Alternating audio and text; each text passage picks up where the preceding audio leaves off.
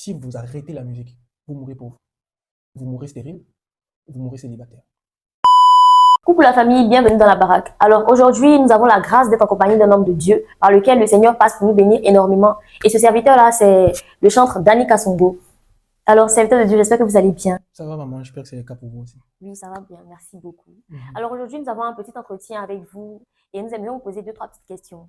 Et le thème qui nous réunit en ce soir, c'est l'adoration par la musique. Alors pour commencer, nous aimerions savoir c'est quoi pour vous un bon adorateur et c'est quoi aussi l'adoration? Voilà, merci pour la question posée. Déjà, je vais mettre les bases ici. La thématique, c'est adoration par la musique. Je commence par dire que l'adoration n'a rien à voir avec la musique. La musique est un canal qui nous permet d'exprimer notre adoration. Yes. Alors, il est impossible de parler d'adoration sans adorateur. Parce que l'adoration, c'est l'activité de celui qui est adorateur. Alors, ce qui est adorateur, adorateur, c'est tout enfant de Dieu qui croit en Jésus comme Seigneur et Sauveur et qui fait de Dieu son Père. Parce que vous serez d'accord avec moi, dans Jean chapitre 4, Jésus face à la femme samaritaine, il dit « L'heure vient où les vrais adorateurs adoreront le Père ». L'adorateur, c'est tout homme qui entretient une relation de paternité avec Dieu. J'ai fait tout court et je reste là. Parce qu'après, Dieu est créateur, mais les créatures peuvent louer, les créatures peuvent parler, mais les créatures ne peuvent pas adorer. Ce sont les fils qui adorent. Amen. Et donc, quand on parle d'adorateur, c'est tout celui qui est fils de Dieu. Quand je parle de fils de Dieu, c'est quelqu'un qui entretient une relation particulière avec Dieu. Amen. Voilà. Merci beaucoup pour la réponse. Et la deuxième question, on aimerait savoir comment vous avez été appelé à servir Dieu. Comment vous avez su que vous aviez l'appel de chanter sur votre vie? Voilà, c'est une très belle question. Parce que déjà, moi, avec musique, chanteur, je n'étais pas dedans. Moi, j'ai rêvé la médecine. J'ai rêvé la neurologie. Depuis très petit, je disais à mon père, bon, papa, moi, je serai médecin, je vais ouvrir les têtes des gens et tout ce qui va avec. Et c'est arrivé avec beaucoup de pression. J'étais jeune, mais j'avais le don, la voix. Je signale de base que je suis né des 2 parents qui chantent. Et on a reçu la grâce que toute la famille chante. Non. Il nous arrivait de passer des cultes comme ça où on chante ensemble, papa, maman et tous les enfants. Mais moi, je ne me voyais jamais dans ça. Et je me voyais dans autre chose et que c'était pour moi un passe-temps. Mais à un moment donné, c'est venu avec beaucoup de pression parce que Dieu m'a exposé aux yeux des gens. Et il a dit exactement ce que je rêvais faire. C'était une prophétesse qui me parlait et elle me dit, tu n'as jamais vu un médecin, mais il n'est pas vivre de la médecine, mais vivre de la musique. Ça m'a tiqué. J'ai dit, ça c'est moi, et il parle exactement de moi. Et puis, moi, je n'ai pas honte de le dire. Et elle a dit, écoutez ce que Dieu me dit de vous dire. Si vous arrêtez la musique, vous mourrez pauvre. Vous mourrez stérile, vous mourrez célibataire. Ce qui a fait qu'au départ, j'ai accepté par imposition. Mais après, justement, quand j'ai développé ma relation avec Dieu, j'ai compris et j'ai accepté par amour. Et aujourd'hui, c'est la meilleure des choses que je peux faire. Et c'est vrai que j'ai fait des études en informatique de gestion, mais ça ne trouve pas autant de place que quand je sers Dieu au travers de la musique. Si je peux répondre à votre question. C'est tellement beau à entendre.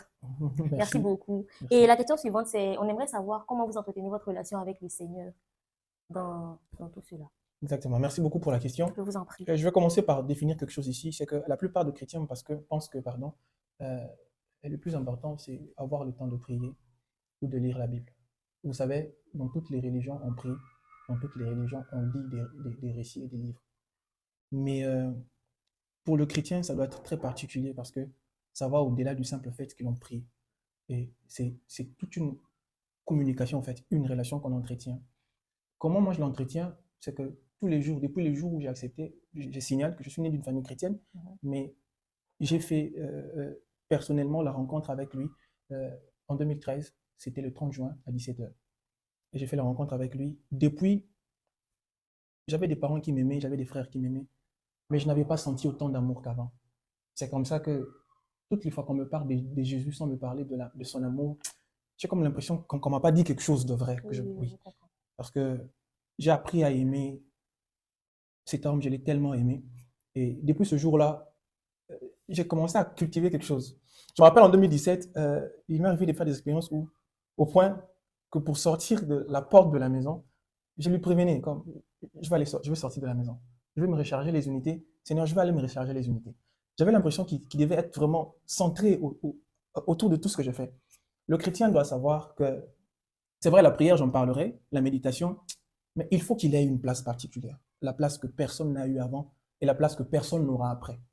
C'est une place tellement précieuse et particulière qui ne lui reste que, les mots m'échappent même, qui ne lui est donné qu'à lui seul. Et maintenant, deuxièmement, vient le fait que nous devons entretenir une vie de prière et de méditation. Et dans la vie de prière et de méditation, j'aimerais mettre un accent sur les rendez-vous. le chrétien doit avoir des temps de rendez-vous. C'est-à-dire, chaque jour, par exemple, à minuit, je dois être en prière et en méditation. Et j'ai béni Dieu parce qu'en 2017, après que j'ai obtenu mon bac en 2016, je voulais faire la médecine, il a fait que j'échoue. Et j'ai décidé de chômer pendant toute une année parce que je voulais passer une année de prière. Et dans cette une année de prière, il m'a appris à entretenir des moments d'intimité avec lui. Et je faisais comme Daniel, c'était 3 fois chaque jour, c'était chaque 9 heures, chaque 18 heures et chaque minuit.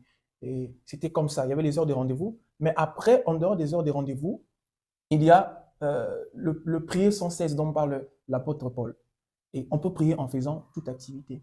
Je peux prier en chattant, je peux prier en étant allongé, je peux prier même en étant, comment je peux dire, en dormant. Ça peut sembler bizarre, mais c'est possible. Donc il m'arrive de mettre une mélodie de 4 heures, de 5 heures, un instrumental de prière, je dors et ça joue. Et vous vous réveillez un moment dans la nuit, vous êtes inconscient, mais c'est après le temps que vous vous rendez compte que vous étiez en train de parler dans le sommeil. C'est possible que ça arrive. Je peux me doucher avec l'instrumental. Mais s'il faut que je revienne sur les rendez-vous de prière, il faut savoir que Dieu tient beaucoup sur les rendez-vous de prière parce que c'est comme une invitation. Et il vient vraiment se tenir là. Chaque jour à minuit, Dieu est là.